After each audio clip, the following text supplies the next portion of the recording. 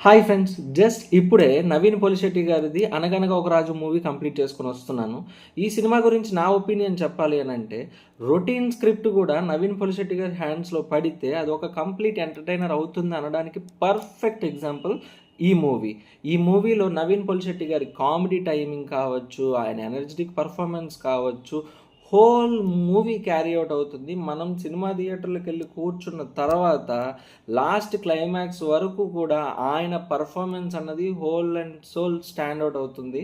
మనకి టోటల్‌గా ఇది నవీన్ పొలిశెట్టి ఎంటర్‌టైనర్ అని చెప్పొచ్చు.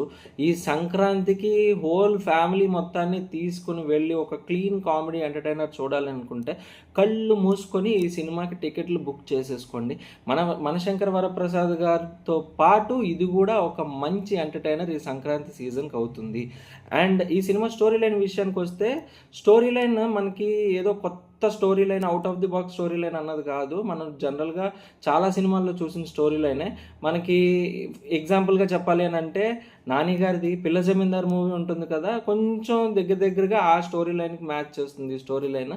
తాత టోటల్ ఆస్తి మొత్తం తగలేసేసి చనిపోతాడు, మనవడికి ఒక చిల్లి గవ్వ కూడా ఆస్తి దొరకదు. సో చుట్టాలు వాళ్ళు హేళన చేస్తూ ఉన్నప్పుడు ఆయన డెసిషన్ తీసుకుంటాడు. ఏంటంటే, ఒక బాగా డబ్బున్న అమ్మాయిని చూసి పెళ్లి చేసుకొని తను కూడా సెటిల్ అయిపోవాలి లైఫ్లో అన్నట్టు ఆయన కూడా డెసిషన్ తీసుకుంటాడు. అలా డెసిషన్ తీసుకున్న తర్వాత ఆయన లైఫ్లో వచ్చిన చేంజెస్ ఏంటి, తను పెళ్లి చేసుకున్నాడా లేదా, పెళ్లి చేసుకుంటే దాని తర్వాత జరిగిన పరిణామాలు ఏంటి అన్నదే ఈ సినిమా. సో ఈ సినిమా, ఈ స్టోరీ లైన్ అన్నది మనం చాలా రెగ్యులర్గా చాలా సినిమాల్లో చూసిన స్టోరీ లైనే. కానీ ఇందులో ఏంటి వెరైటీ అని అంటే, నవీన్ పొలిశెట్టి గారు. ఈ సినిమాలో నవీన్ పొలిశెట్టి గారు కాకుండా ఇంకా ఏ హీరో చేసినా సరే ఈ స్క్రిప్ట్ తేలిపోతుంది అనడంలో అస్సలు డౌటే లేదు. అండ్ నవీన్ పొలిశెట్టి గారితో పాటు చమ్మక్ చంద్ర గారు హోల్ సినిమా ఆయనతో పాటు ట్రావెల్ చేస్తూ ఉంటారు.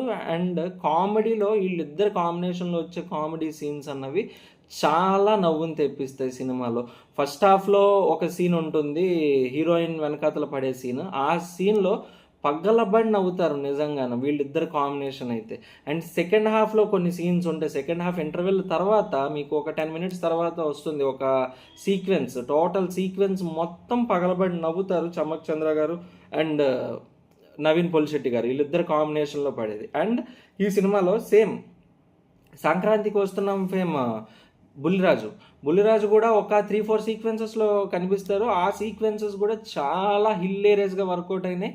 నిజంగా తన పర్ఫార్మెన్స్ ఈ మధ్యకాలంలో వస్తున్న సినిమాల్లో తను చూస్తున్నాము, చైల్డ్ ఆర్టిస్ట్గా చాలా బెటర్ పర్ఫార్మెన్స్ ఇస్తున్నాడు. తను కనిపిస్తేనే నవ్వొచ్చే పొజిషన్లో ఇప్పుడు ప్రజెంట్ ఉన్నాడు ఆ అబ్బాయి. నిజంగా తనకి నవీన్ పొలిశెట్టికి మధ్యన వచ్చిన సీన్స్ కూడా చాలా హిలేరియస్గా వర్కౌట్ అయినాయి.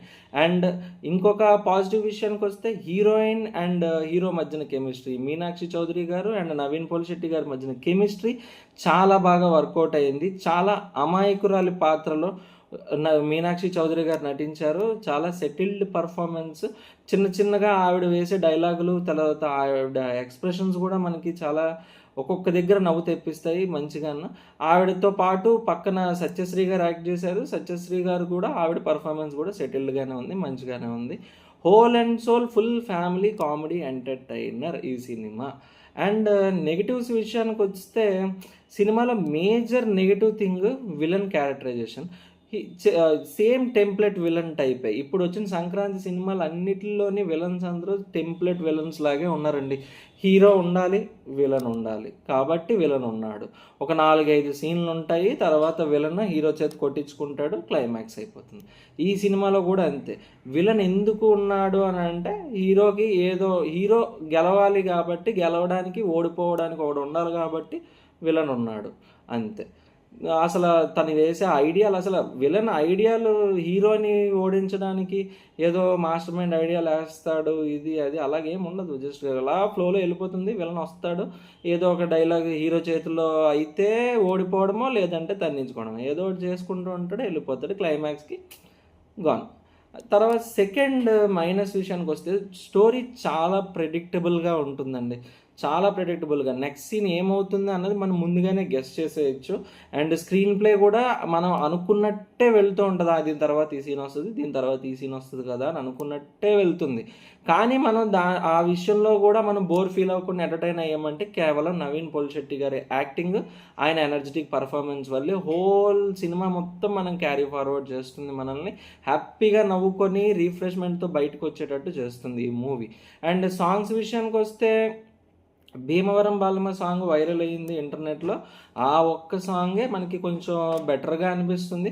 తర్వాత ఇంకో 2 సాంగ్స్ ఉంటాయి. ఒకటి మ్యారేజ్ సాంగ్ ఒకటి ఉంటుంది. మ్యారేజ్ సాంగ్ కూడా మంచిగానే అనిపించింది, చూడడానికి గ్రాండియర్గా అనిపించింది. And last song item song అసలు ఎందుకు పెట్టారో కూడా అర్థం కాలే. ఐటమ్ సాంగ్ లేకపోయినా ఇందులో పెద్ద డిఫరెన్స్ ఏం కనిపించదు. ఐటమ్ సాంగ్లో కూడా లిరిక్స్ ఏం అంతగా అర్థం కావు కూడా. ఏదో ఉండాలి, ఒక ఐటమ్ సాంగ్ లాస్ట్కి వచ్చేసరికి ఉండాలి కాబట్టి ఉన్నది. అది కమర్షియల్ ఆస్పెక్ట్లో చూసుకుంటే ఉండాలి కాబట్టి ఉన్నది, అంతే తప్ప ఐటమ్ సాంగ్ వల్ల మనకు వచ్చే ఎనర్జీ కూడా ఏం లేదు. ఆ పాట లేకపోయినా పెద్ద డిఫరెన్స్ కూడా ఏమీ ఉండదు. అండ్ సినిమాటోగ్రఫీ విషయానికి వస్తే న్యాచురల్గా ఉన్నది, బాగున్నది. పెద్దిపాలెం అన్న విలేజ్ చాలా మంచిగా చూపించారు. వాళ్ళ కట్టుబాట్లు అవి ఏమి చూపించలేదు, కానీ చాలా బాగుంటుంది సినిమా అంతాను. చూడడానికి ప్లెజెంట్గా అనిపిస్తుంది.